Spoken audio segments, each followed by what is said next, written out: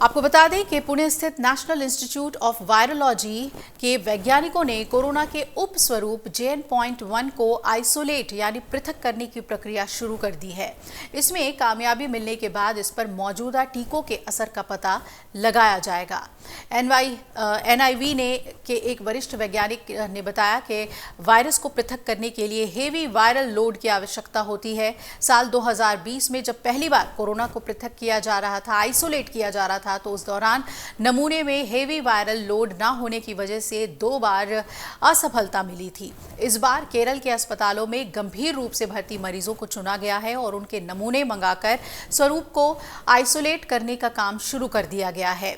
NIV के मुताबिक JN.1 उपस्वरूप को लेकर विश्व में काफी कम साक्ष्य मौजूद हैं। अभी तक जीनोम सीक्वेंसिंग और उससे प्राप्त आनुवांशिक चार्ट के अलावा और कुछ भी हमारे पास जानकारी नहीं है। आइसोलेशन की प्रक्रिया पूरी होने के बाद हमारे पास जीवित वायरस होगा, जिसका इस्तेमाल अध्ययनों में हम कर सकेंगे। इस बीच कोविड-19 टीकाकरण की राष्ट्रीय सलाहकार समिति के अध्यक्ष डॉक्टर NK अरोड़ा ने बताया कि अभी चौथी खुराक लेने की कोई ज़रूरत नहीं है। फिलहाल जिन लोगों की आयु 60 साल या उससे ज़्यादा है या फिर जिन्हें पहले से ये बीमारियां हैं, साथ ही साथ उन्होंने तीसरी खुराक अब तक नहीं ली है, ऐसे लोगों को टीके की तीसरी खुराक लेने में देरी नहीं करनी चाहिए।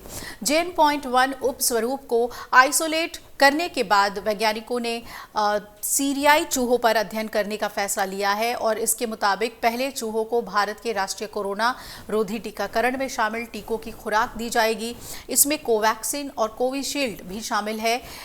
इसके कुछ समय बाद एंटीबॉडीज विकसित होने पर उन्हें JN.1 उपस्वरूप की डोज देंगे, ताकि ये पता चल सके कि टीकाकरण कराने वालों में ये किस तरह से काम कर रहा है।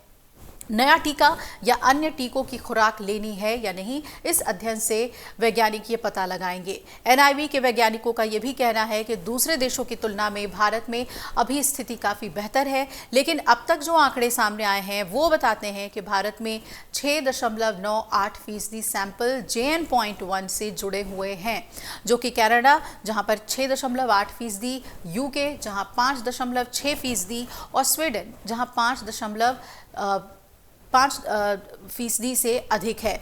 वहीं फ्रांस में 20.1 से ज़्यादा, अमेरिका में 14.2 और सिंगापुर में 12.4% से स्थिति भारत में बेहतर है।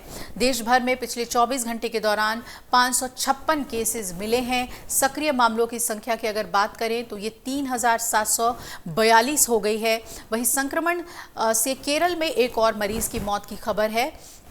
WHO की बात करें तो विश्व स्वास्थ्य संगठन की क्षेत्रीय निदेशक डॉक्टर पूनम खेत्रपाल सिंह ने कहा कि वैश्विक स्तर पर उच्च स्तर पर फैल रहे कोविड-19 के साथ देशों को सांस लेने के रोग प्रभावी ढंग से करने और लोगों के स्वास्थ्य की रक्षा के लिए निगरानी, अनुक्रमण और रिपोर्टिंग को मजबूत करना होगा।